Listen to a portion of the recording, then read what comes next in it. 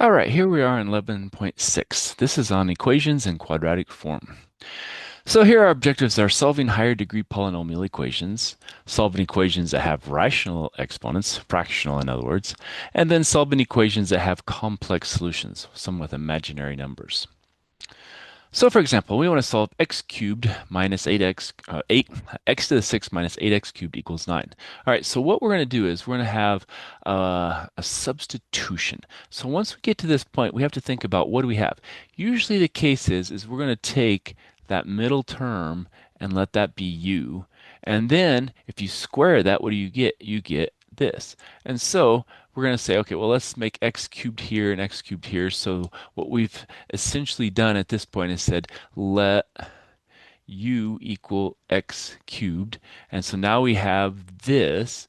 And now what we can do is we can just factor this as normal. Okay, so best to write this out so then when you get to the end, you know what to substitute back in. Well, that's just going to be x minus 9 and x plus, or u's, I guess, sorry. U plus minus 9 and u plus 1 equals 0. And then after that, so u equals 9 or minus 1. But we said u is x cubed, so now we're going to say x cubed equals 9 and x cubed equals negative 1. And now we have to take the cubed root of both sides, so that's going to be cubed root of 9, and the cubed root of negative 1 is just 1. So those are going to be our two solutions. So the key is kind of look at your middle terms, and your middle terms are usually going to be what you're going to use for u when you do the substitution method. And then this one ends up being u squared. And then at that point, usually you can factor and then you can go on from there. All right, let's try another one. Now, this one's a little different. So really what we have here is we have 3 over x squared plus 5 over x minus 2 equals 0. And I write it this way because this is going to be easier to do on method 2. Method 1, it's easier to look at it this way. So we're going to use method 1 with this one and method 2 with this one.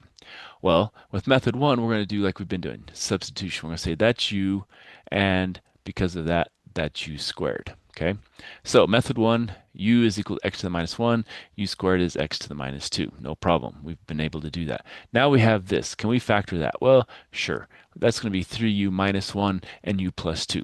To check it, you go 3u squared, then we have 6u minus 1u is 5u minus 2. So then what happens here, we set both of those equal to 0. So u is equal to 1/3 and u equals a negative 2. But what did u equal? That was x to the negative 1.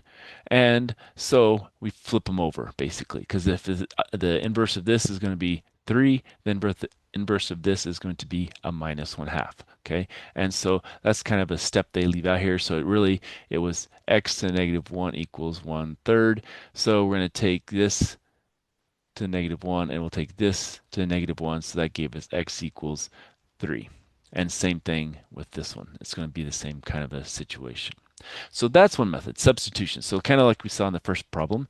Now, second method is we're going to multiply each side by the LCD. So now looking at this one, what's the LCD for here? Well, it looks like it's going to be x squared. We have x squared x and just a 1 and 0 is just 0. So what we're going to do is we're going to multiply by x squared.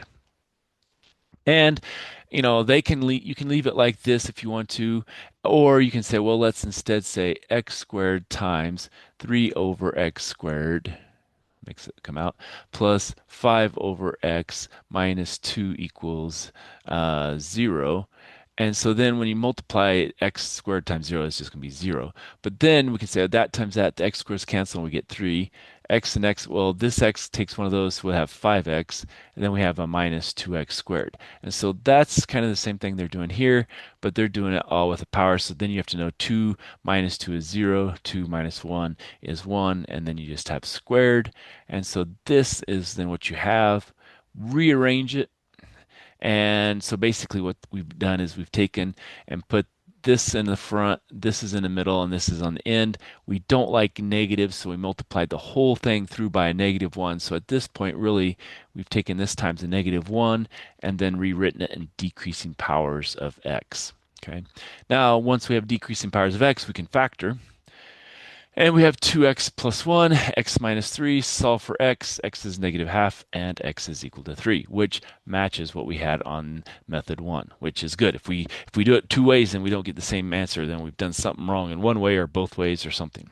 Okay, so that's how we would look at doing method 1 and method 2. Okay, so again, unless they really make you write all the explanation out here, you can use either method, just whichever one works best for you. But if they specifically state do method 1 or do method 2, then you must do those methods.